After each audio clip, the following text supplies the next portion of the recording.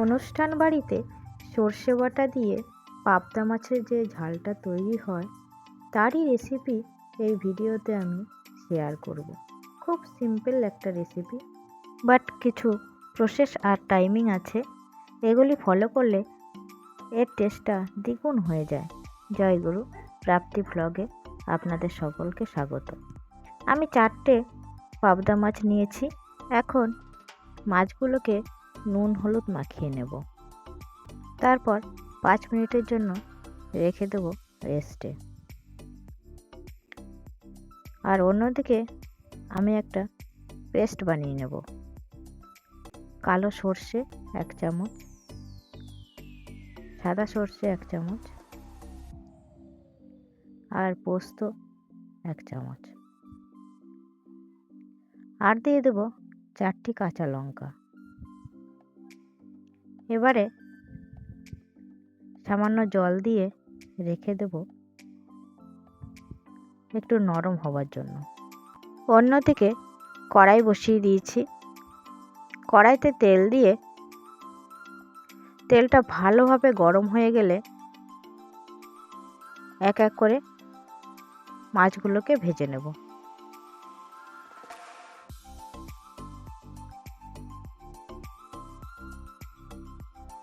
আমি 2টো মাছ প্রথমে ভেজে নিচ্ছি, পরে আবার 2টি ভাজবো।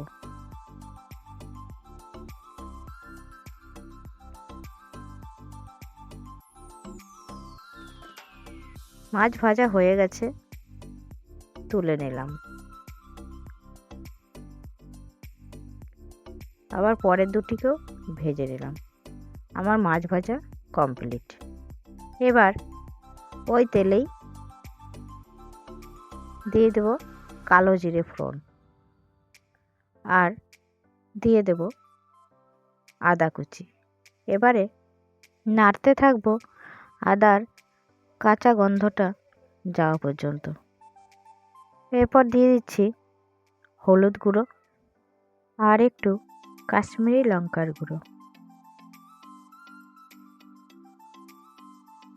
এবার একটু নেড়ে নিচ্ছি। এরপর দিয়ে দেব পেস্ট করা উপকরণগুলি, আর দিয়ে দেব স্বাদ মতো লবণ ও সামান্য চিনি। এখন আমি অনবরত নাড়ব। চিনিটা অবশ্যই দেবেন। এরপর দিয়ে দিচ্ছি একটি টমেটো বাটা। এখন ততক্ষণই নাড়ব যতক্ষণ না টমেটোর কাঁচা গন্ধটা চলে যায়। মশলা থেকে তেল বেরিয়ে এসছে, দেখুন কি সুন্দর একটা কালার চলে এসছে। এবারে জল দিয়ে দেব পরিমাণ মতন। জলটা আমি বেশি দেব না, গা মাখা মাখা করব। জলের পরিমাণটা আপনারা বুঝে দেবেন। জলটা যখন ফুটে আসবে তখন দিয়ে দেব মাছগুলি। মাছ দেওয়ার পর বেশি নাড়াচাড়া করব না, সামান্য ফুটিয়ে নেব,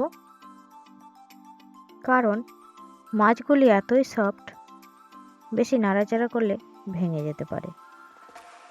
সব শেষে নামিয়ে নেব ধনেপাতা কুচি আর 2টি চেরা কাঁচা লঙ্কা দিয়ে। হয়ে গেল আজকে আমার পাবদা মাছের ঝাল। এভাবে রান্না করলে সত্যি খেতে দারুণ সুস্বাদু হয়। আপনারা অবশ্যই একবার বাড়িতে ট্রাই করবেন। যদি ভিডিওটা ভালো লেগে থাকে তাহলে অবশ্যই একটা লাইক, কমেন্ট আর সাবস্ক্রাইব করে দেবেন।